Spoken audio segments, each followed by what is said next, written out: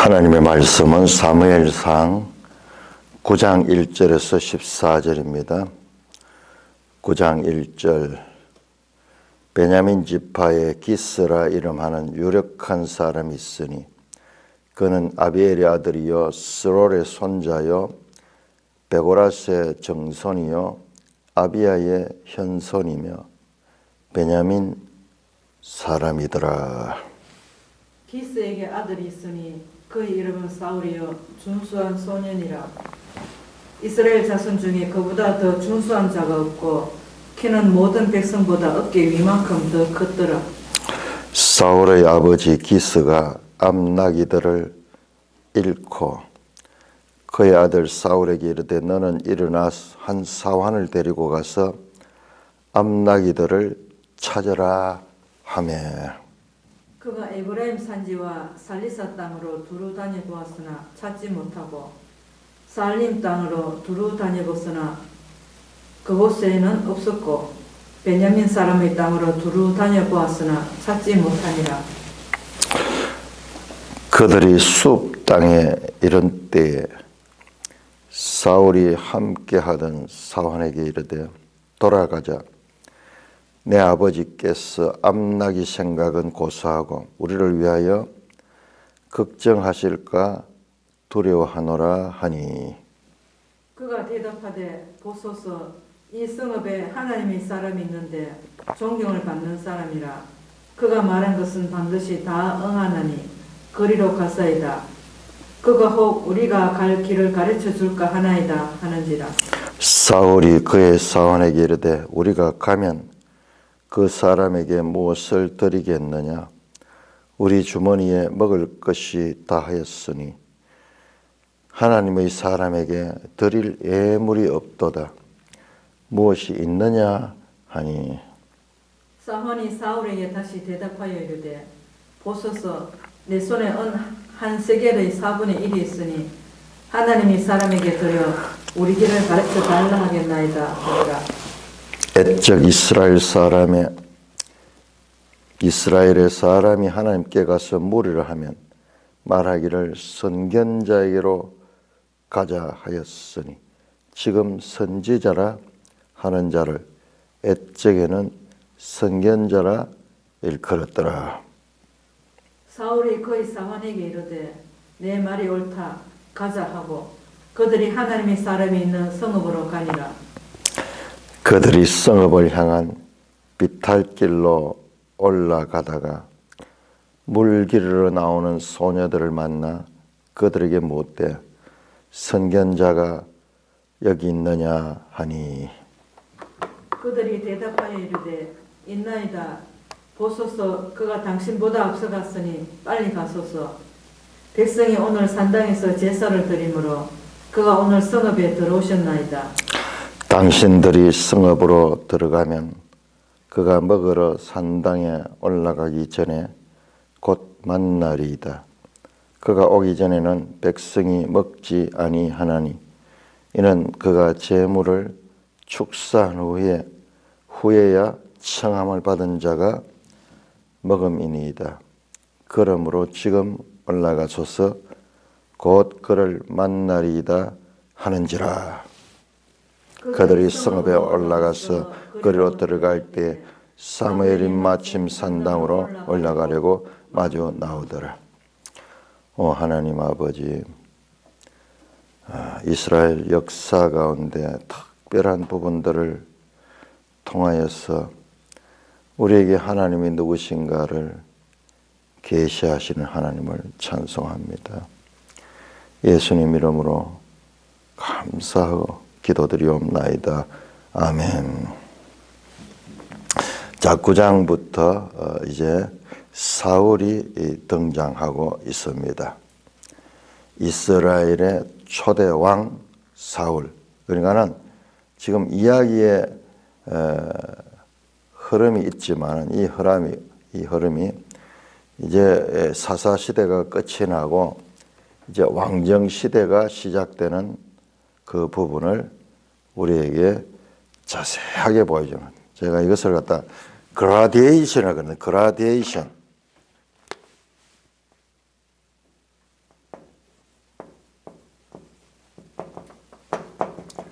그림 그릴 때 점점점점점점점점점점 이렇게 넘어가는 거예요. 부드럽게 넘어가는 거. 갑자기 넘어가는 것이 아니고 그냥 이야기들이지만 이 이야기가 하나는 사사시대 그리고 다음 하나는 왕정시대 이렇게 넘어가는데 이 마지막 부분과 그리고 이 시작 부분 왕정시대의 시작과 사사시대의 마지막 부분을 자세하게 묘사하고 있는 거예요. 점진적으로 그래서 하나님의 구속사에서 엄청난 그 경륜이 변화되는 사사를 통하여서 수백 년 동안 한 300여 년 이상 사사시대가 있었고 이제 왕정시대 한 500여 년 이어지는 그 왕정시대로 넘어가는 그 과정을 자세하게 보여주는. 지금 우리가 이건 이야기만 볼 것이 아니라 하나님이 구속사에서 그 구원의 경륜이 어떻게 변하고 있는가 이 부분을 자세하게 보여주지 그냥 아무 사건이나 자세하게 보여주고 있는 것이 아니라는 말씀입니다. 이 성경에서 우리가 그런 부분을 또 볼 수 있어야 돼요. 사무엘상 전체가 왕정시대 초기의 일들이에요. 거기에 비하면 이제 열왕기 같은 데 가면 왕들의 이 기사들이 그렇게 길게 안 나오죠. 짤막짤막하게 어떤 건 한 장도 안 되죠. 이 전환기 모세 시대에서 사사 시대로의 전환기 이 부분이 이제 여호수아서 이전에 그 민수기 같은 거 자세하게 기록하고 있죠. 그 다음에 사사시대 간략하게 취급됐죠. 여러 사사들이 있었지만 뭐 한 장 또는 두 장 이 정도로 해서 사사시대가 다 처리됐잖아요. 그런데 이제 마지막 사사와 그리고 첫 왕에 대해서 자세하게 우리에게 알려주시고 있다는 것입니다. 베냐민 지파의 기스라 이름하는 유력한 사람이 있으니 이 유력한 사람이라는 단어가 룻기에 나오던 그 보아스는 유력한 자라 하는 이야기와 여기 같은 단어 기브올 하일 현숙한 여인은 에세트 하일이고 그 짝을 이루는 유력한 사람 기브올 하일. 그러니까 베냐민 지파에서는 명문 집안이었던 것 같아요. 이 2절에 기스에게 아들이 있으니 이름은 사울이요 준수한 소년이라 1장에서 사무엘을 소개할 때하고 다 평행을 이루고 있어요. 거기에서도 조상 5대에 걸쳐서 그렇게 가르쳤는데 여기도 마찬가지로 이런 경우가 흔치 않아요. 아주 드문 경우예요. 그냥 1대, 2대, 3대까지만 해도 가는데 4대까지 지금 이야기를 합니다. 이름이 사울이요. 등장을 보세요. 사울이 이렇게 등장하는 거예요. 준수한 소년이라. 이스라엘 중에 그보다 더 준수한 자가 없었고 키도 모든 백성보다 어깨 위만큼 더 컸더라. 키 큰 사람은 별로 모르는데 키 작은 사람들은 키 큰 게 그렇게 부러운 모양이에요. 그래서 그 키가 모든 백성보다 어깨 이만큼 더 컸더라. 준수한 자, 아주 인물이 잘생겨. 외모가 아주 특출났다. 자, 이 장면도 나중에 이 사울을 패할 적에 하나님은 외모보다도 그 중심을 본다는 말씀이 이제 이런 거하고도 연결이 되죠. 자, 사건은 이렇게 시작이 됩니다. 아버지가 기스가 암나귀를 잃어버렸어요. 그래서 아들에게 나귀를 찾아오너라. 그래서 그 아버지의 말씀대로 나귀를 찾으러 그가 에브라임 산지와 여러 곳을 찾으러 다니고 있습니다. 자, 우리 지도 한번 다시 볼까요? 지도 144. 자, 우리가 지금 공통적으로 여기서 느끼게 되는 것이요. 한번 자세히 한번 생각해 보세요. 사사기 17장, 사사기 16장까지가 사사기하고 17장에 갑자기 두 개의 에피소드가 나오죠. 하나는 저 베들레헴의 이 한 레위인이 미가의 집, 미가 집이 그 저 에브라임에 있을 거예요. 미가의 집에 가서 거기에서 개인 가정의 제사장으로 일하게 되었다가 거기에서 단 지파 사람들이 와서 그 미가의 집을 다 가지고 훔쳐가고 그리고 이 제사장 이 사람도 데리고 가서 저 위에 단 지파로 올라가는 그 내용이 나왔고요. 하나는 또 하나 또 마찬가지로 베들레헴에 첩을 가진 에브라임 제사장 이야기예요. 그가 첩을 데리러 베들레헴에 갔다가 돌아오는 길에 큰 어려움을 당하죠. 그래서 그 첩이 죽게 되고 베냐민 기브아 사람들에 의해서 죽음을 당하게 되는 그 사건 두 개가 17장에서 21장에 사사기 나오죠. 그럼 왜 거기 있는지 몰라요. 그래서 베냐민 지파가 몰살 위기까지 겪게 되는 이야기가 있죠. 자세히 생각해 보세요. 그 다음에 룻기, 그 다음에 지금 사무엘상 여기까지 이 내용이 이스라엘의 한 지역이에요. 한 지역. 에브라임, 북쪽으로 멀리 갔자 에브라임, 남쪽으로는 유다, 베들레헴, 그 다음에 여기 베냐민 지파. 요 땅이 요 땅. 앞에서 우리가 봤지만 사무엘이 통치했던 지역도 전부 요 지역이었어요. 요 지역이었습니다. 자, 그래서 이야기가 그러면은 저 북쪽 지파, 그 다음에 동쪽 지파들 이야기는 지금 전혀 나오고 있지 않아요. 이야기가 전부 이 한 부분에 집중되고 있다는 것도 우리가 주의 있게 봐야 될 부분입니다. 지도 144쪽에 보니까는 자 베냐민 지파 한번 찾아보세요. 자, 또 한 가지가 내가 풀어지지 않는 것이요 있습니다. 그게 뭐냐 그러면은 저 베냐민 땅에 보시면 라마가 있죠. 라마가 사무엘의 고향이잖아요. 그런데 사무엘은 에브라임 산지 라마다 소임이라 그랬어요. 에브라임 산지인데 라마는 지금 보면 베냐민의 아주 그 중심에 위치하고 있어.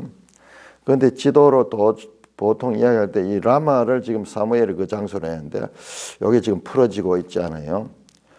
물론 인접해 있지만은 그래도 베냐민 산지지 에브라임 산지는 아닌데 혹시 장소는 동명이 많거든요. 이름이 같은 이름의 장소. 우리 여기도 보면은 경사람에도 당리하는 게가 몇 군데 있잖아요. 자인역에도 당리가 있고 저 영성에도 당리가 있고 그렇듯이 자 그런 면에서 과연 그런 데서 오는 것인가 그것도 한번 생각하면서 우리가 계속 찾아가면서 자 거기에 보면은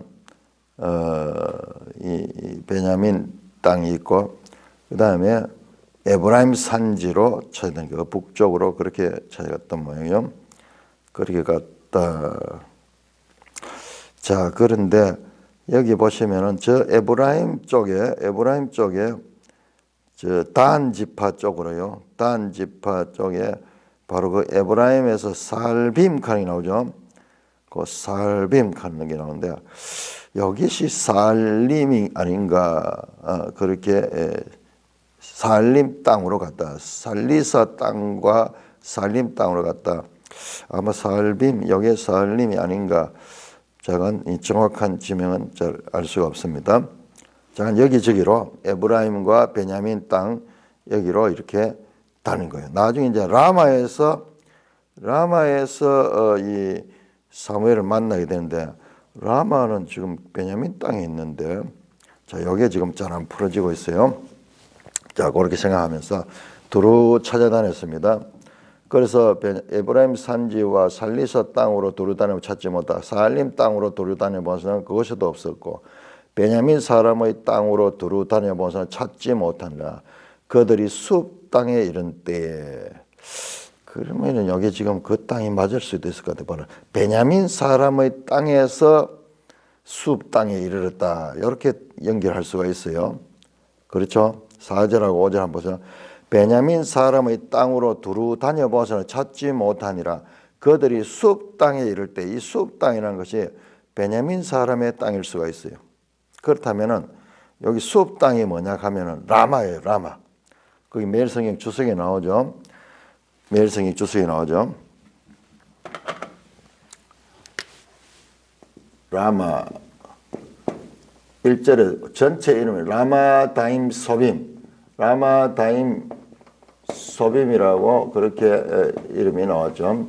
그런데 요 줄여가지고 그 이후로는 라마로 나오거든요. 라마로. 그러면은 그게 에브라임 산지가 아닌데 이제 이런 의문이 있습니다. 자, 그들이 숲 땅이 요 숲이 라마다. 사무엘의 아버지 엘가나의 조상 가운데 가장 마지막 그 나오던 그 조상이 숲.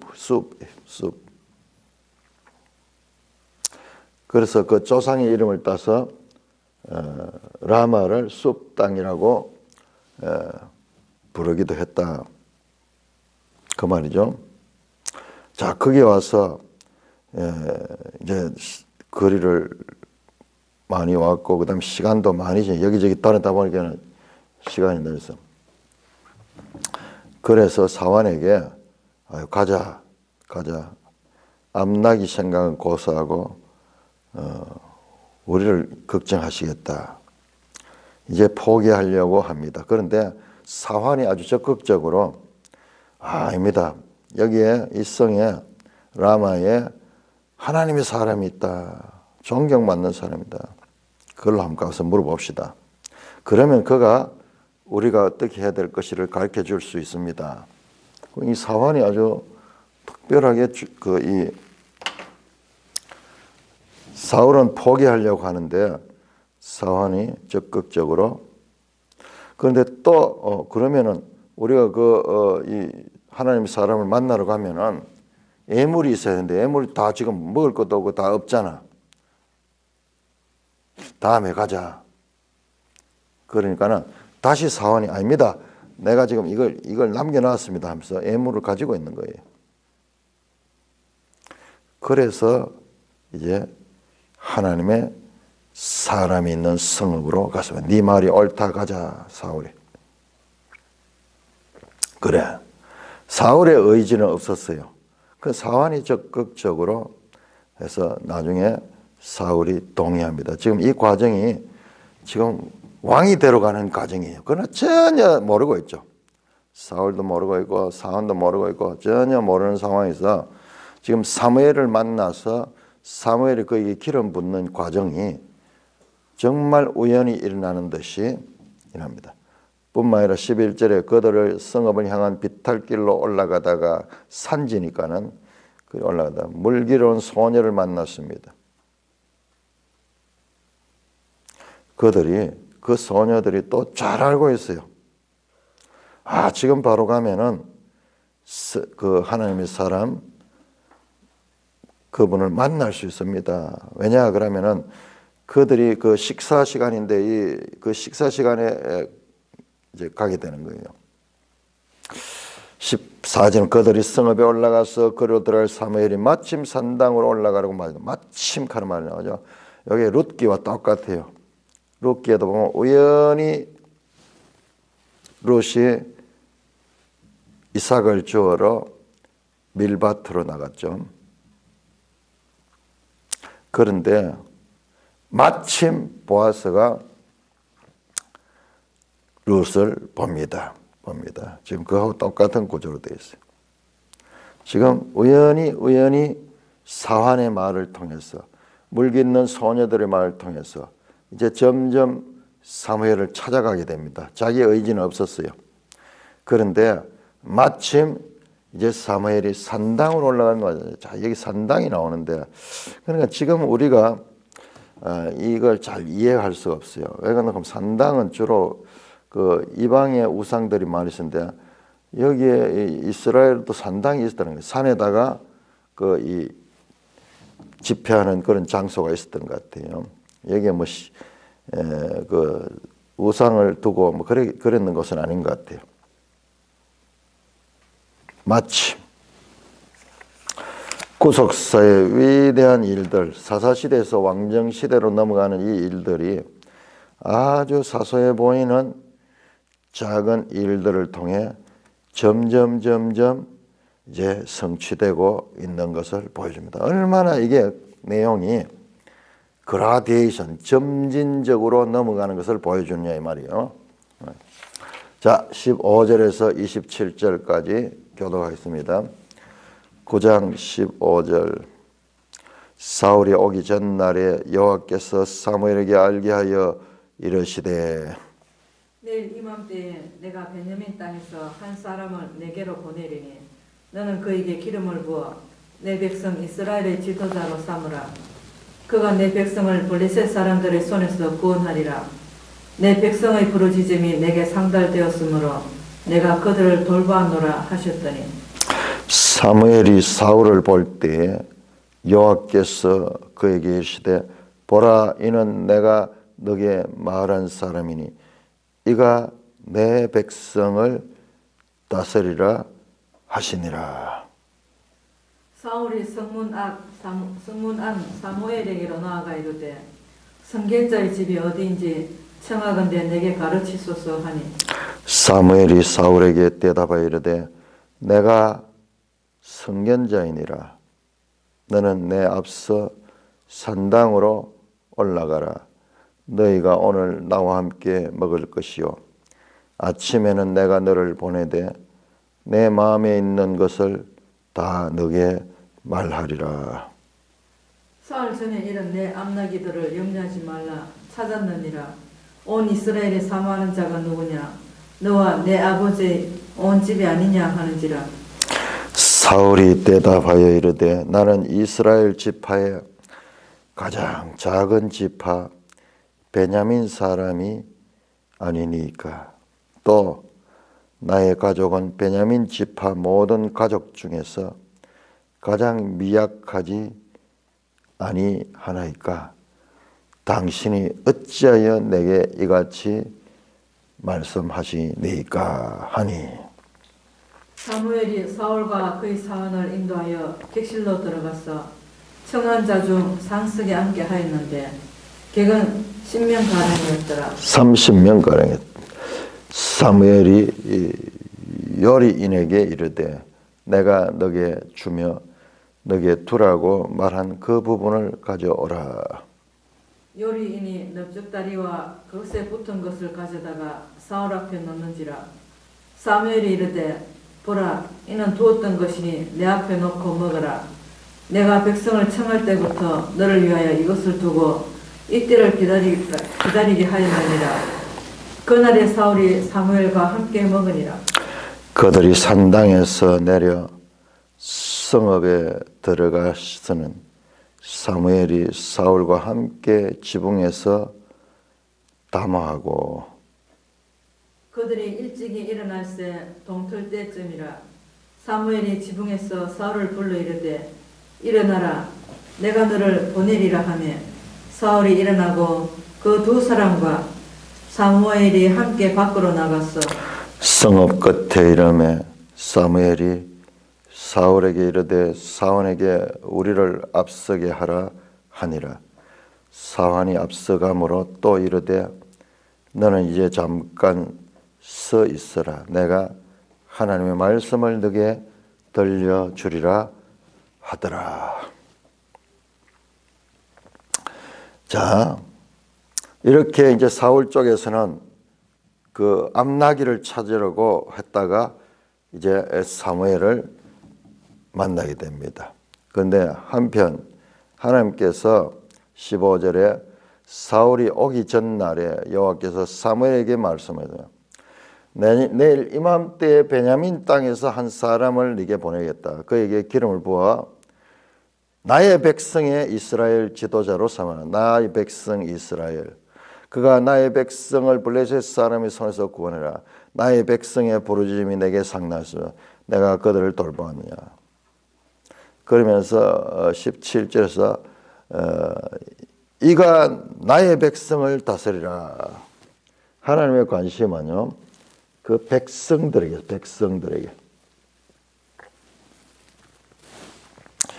그래서 베냐민 땅에서 사람이 찾아오면은 그에게 기름을 부어라. 내 백성 이스라엘의 지도를 삼으라.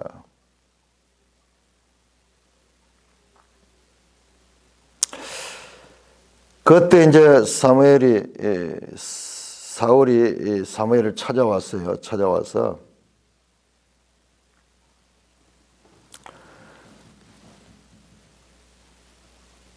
그때 다시 하나님께서 사무엘에게 이 사람이다. 보라, 이는 내가 네게 말한 사람이니 이제 이가 내 백성을 다스리라 하시니라. 마치 세례 요한에게 하나님께서 예수님을 보고 세례 요한에게 가르쳐 주듯이 보라, 힘내. 이는 내가 너에게 말한 사람이니 이가 내 백성을 다스리라 하시니.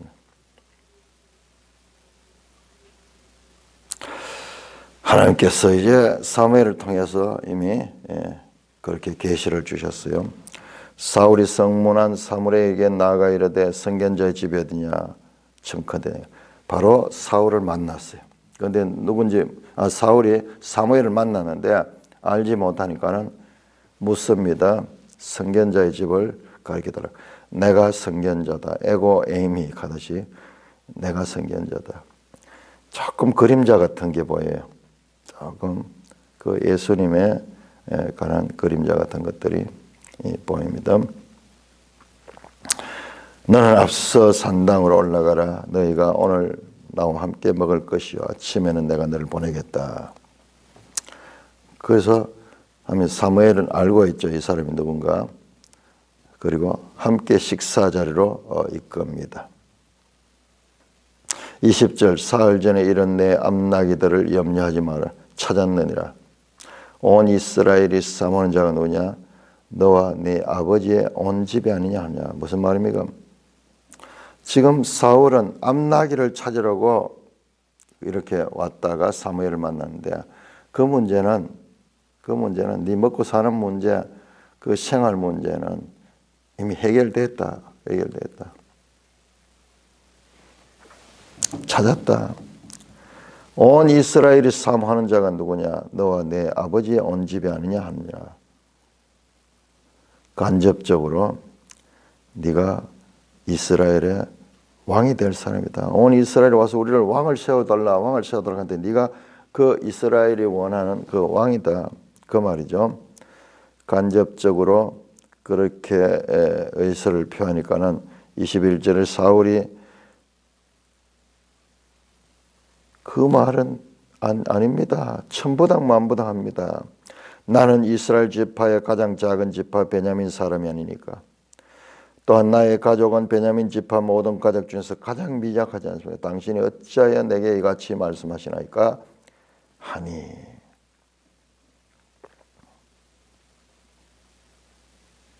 나는 이스라엘 가장 작은 지파 베냐민 사람입니다. 이건 단순히 겸손의 이야기가 아니고 실제적으로 사사기를 보면은 사사기 마지막 20장, 21장에서 19장부터 시작해 19장, 20장, 21장에서 베냐민 지파의 악한 사람들 때문에 하나님께서 그 베냐민 지파를 몰살. 11지파가 단합해가지고 그 한 베냐민 지파를 멸절. 겨우 남자 600명 남고 다 죽어버렸다. 그러니까 세월이 100년도 채 지나지 않았어요. 그로부터. 그러니까 그 이후로 이제 부인들을 구해가지고 사사기에 보면은 다시 시작하는 내용이 잠깐 나왔죠. 그러니까는 현격하게 다른 지파에 비해서 베냐민 지파는 수가 작았을 것입니다. 그리고 그들이 행했던 과오, 11지파에 의하여 짓밟힐 수밖에 없게 행했던 그들의 과오를 기억하니까는 베냐민 지파는 사실상 고개를 들고 다니지 못할 정도로 이스라엘 다른 지파들 앞에 많은 피해를 끼쳤던 그런 지파이기도 하죠. 악행을 했던 지파고. 그런데 우리가 여기서 성경은 이야기하잖아요.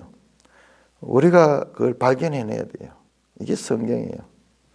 하나님은 낮은 자를 들어서 높이시고 높은 자를 들어서 낮게 하시는.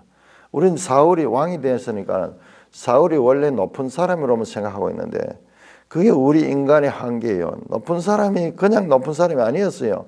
그 높은 사람도 알고 보면 처음은 낮은 자리에서 높아졌던 거고 그가 또 낮아지기도 하고 높이시도 하는 거지. 우리는 막 보면 있는 자, 가진 자, 높은 자에 대해서 적개심을 가지고 보면 그 사람도 과거에는 니하고 똑같이 가난한 자였고 없는 자였어. 그런데 이것을 절대적인 그런 위치로 생각하고 저 유물론 공산주의 사상가들은 자본가다 하면서 그건 때려 패야 된다. 뒤집어 엎어야 된다. 무조건 엎어야 된다. 얼마나 그것이 인생을 단편적으로 보냐면 지금 현대그룹의 정주영 회장에서 현대그룹이 뭐 어마어마한 세계적인 기업이 되었지만 그분도 처음부터 그런 성이 아니고 열심히 노력해가지고 저 가난한 시골 청년이 상경해가지고 소판 돈을 훔쳐가 왔다 하든가 뭐 그래가지고 와가지고 열심히 노력해가지고 그 기업을 이룬 거지. 날 때부터 그 사람은 뚝딱 이렇게 기업가인 것처럼 적개심을 가지게 하는 그와 같은 유물론자들이 얼마나 잘못된가 하는 걸 우리가 알 수 있는 거예요. 그래서 세상을 자본가와 노동자로 분리해가지고 적개심을 불러일으키고 서로 적이 되게 하고 그렇게 하는 그들의 노력과 그들의 성실성은 완전히 무시하고 그냥 도둑놈 같이 생각하고 얼마나 잘못된 사상인지 몰라요. 참 충격적인 이야기입니다. 이 이야기는 하나님이 하필이면 왜 베냐민 지파에서 악한 일을 행했다가 멸절당할 뻔한 그 베냐민 지파 사람을 들어서 지금 왕으로 세우고 있는가. 이게 하나님이요. 이게 한나의 노래에 나오던 그 모습이에요. 하나님은 그런 무더기에 앉아있는 그를 들어가지고 높은 자리에 세우시기도 하고 반대로 높은 자리에 있는 자를 내려가지고 저 낮은 자리에 앉게도 하시는 하나님의 주권이에요. 자유와 주권이에요. 사람들의 통념이나 사람들의 관습에 제한받는 분이 아니시다는 걸 지금 보여주는 사건이에요. 이게 엄청난 사건이에요. 한나가 버닌나이아에서 격동되어서 불임으로 말미암아 고통을 당했던 그에게 하나님께서 나중에 사무엘을 낳게 하고 그 이외에도 아들 셋과 딸 둘을 주셔가지고 그렇게 그 모든 서러움을 풀어주신 임신치 못한 자들을 임신하게 하시고 또한 많은 아이를 가진 자들이 오히려 침묵하게 하시는 역전의 하나님, 주권적인 하나님, 인간들의 생각이나 인간들의 제한에 갇히지 않으시는 하나님의 자유의 하나님. 이 하나님은 자유인 자유. 자유민주주의, 자유시장경제 이게 전부 기독교를 믿는 나라에서 나와요. 가톨릭에 이거 안 나옵니다. 가톨릭은 기독교 아니에요. 이 전부 이 성경적인 이런 사상 가운데서 나오는 거예요.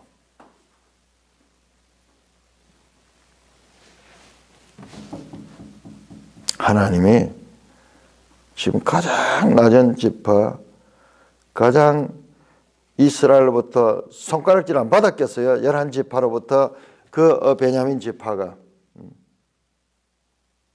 얼마나 무시당하고 그랬겠어요. 그래서 이제 막 처녀들, 여자가 없어가지고 어떻게 합니까? 다른 여자들 막 이렇게 납치해가지고 가정을 만드는 그와 같은 베냐민 지파에서 왕을 세운다니까는 본인도 이게 천부당만부당합니다. 22절 사무엘이 사울과 그의 사안을 인도하여 객실에 들어가서 이제 식사하는 대로 들어가는 게. 그런데 제일 상석에다가 사울을 앉히고 그 다음에 요리를 준비를 해놨어. 요리인한테 이야기를 해가지고 넓적다리와 그것을 가져. 이 넓적다리가 뭐냐? 자, 우리 한번 찾아볼까요? 출애굽기 29장.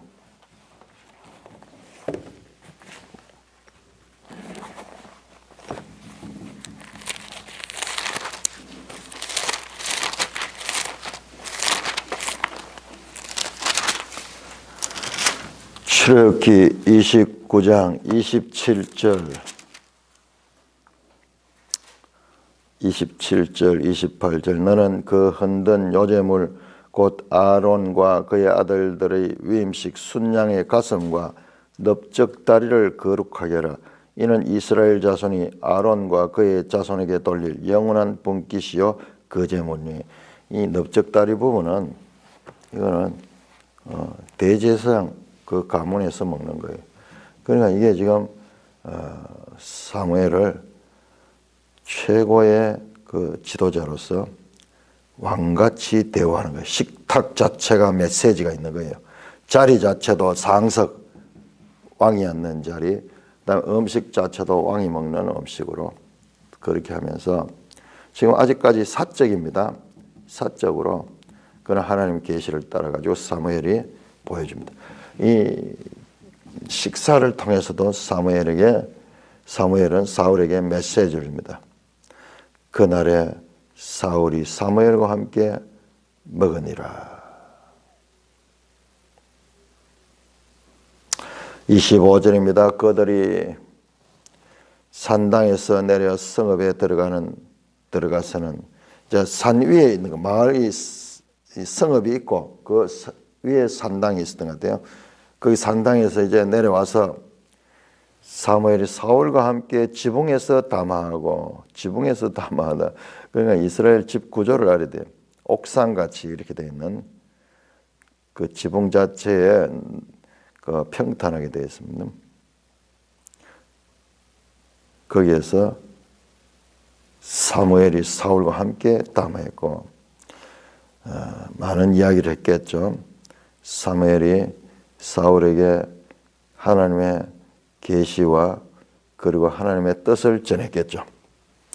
26절 그들이 일찍이 일어나 동틀 때쯤에 사무엘이 지붕에서 사울을 불러 지난 날도 지붕에서 많은 이야기를 했고 다음날 아침 또 불러가지고 지붕에서 사울을 불러 일어나라 내가 너를 보내리라 하고 이제는 그를 보냅니다.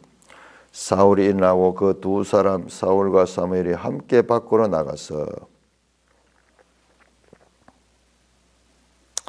성읍 끝에 이름에 이제 보내는데 사무엘이 사울에게 이르되 사원에게 우리를 앞서가라. 사원을 먼저 보내고 사원이 앞서감으로 또 이르되 너는 이제 잠깐 서 있으라. 내가 하나님의 말씀을 내게 들려주리라 하니라. 그러면서 이제 사울 혼자만 남겨두고 사원 먼저 보내고 그리고 하나님의 말씀을 들려주겠다. 25절에서 27절까지는 사울과 사무엘이 개인적인 대화하는 내용, 지붕담화에서. 그리고 이제 따로 사울만 때리고 하나님의 말씀을 내게 들려주겠다. 그렇게 말씀합니다.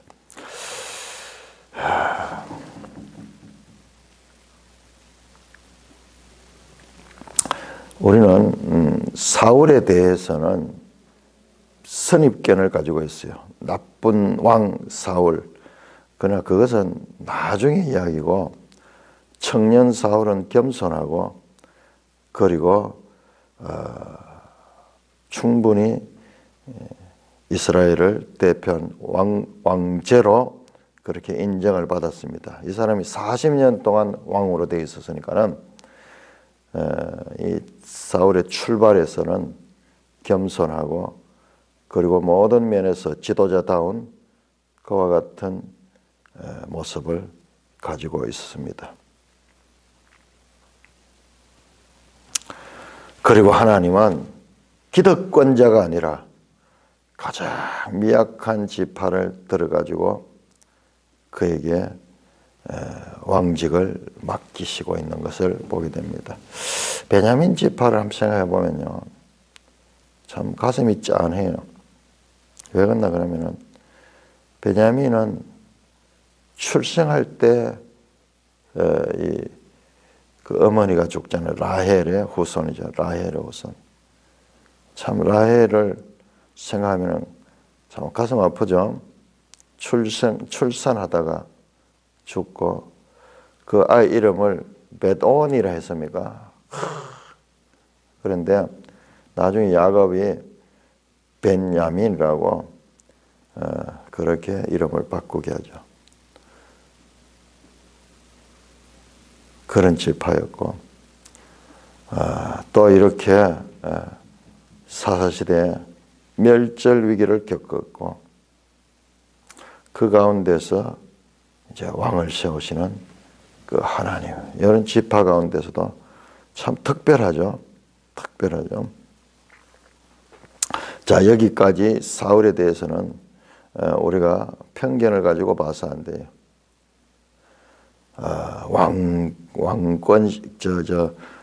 왕정 시대를 여는 그 사건, 지금까지는 다 사적으로 사무엘이 사울을 대하고 있습니다. 이제 이어지는 내용에서 점점 사울이 이제 왕으로 되어가게 세워지게 되는 공적인 그런 과정도 이어서 나오게 됩니다. 다시 한번 말씀드리면은 우리가 이걸 봐야 하나님의 말씀을 한번 보려고요. 하나님 말씀이 어떠한가를 봐야 돼요. 그냥 스토리만 알아서 되는 것이 아니고 사사시대에서 왕정시대로 넘어가는 이 과정에 이 그레디에이션 얼마나 점진적으로 1장에서 12장까지 사무엘,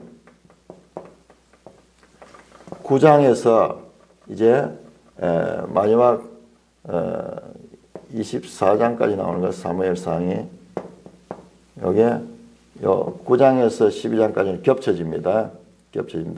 사울 이야기 그리고 쭉 나오게 되고, 그 다음에 사무엘하 1장부터 마지막 24장까지 다윗 이야기. 자, 사무엘에서부터 사무엘에부터 그 다음에 왕정으로 넘어가는 이 부분을 자세하게 기록하고 있다. 하나님의 구속 역사가 그라데이션. 그냥 이걸 단순하게 이렇게 뭐 한 장으로 채우는 게 얼마나 많은 양을 들여가지고 시대의 변화의 연속성 이 부분을 자세하게 묘사하고 있는가, 그걸 볼 수 있어야 돼요. 이게 없이 그냥 이야기만 이렇게 쭉 봐가지고는 안 돼요. 하나님이 누군가 지극히 평범한 그런 인간들에게서 일어나는 사건들 같지만은 거기에 하나님께서 구속사를 이제 왕정 시대를 통해서 이제 다윗을 통해 예수 그리스도를 아주 직접적으로 우리에게 계시하는 그런 방향으로 지금 구속사가 전개되고 있다는 것을 알 수가 있는 것이죠. 찬송가 312장입니다.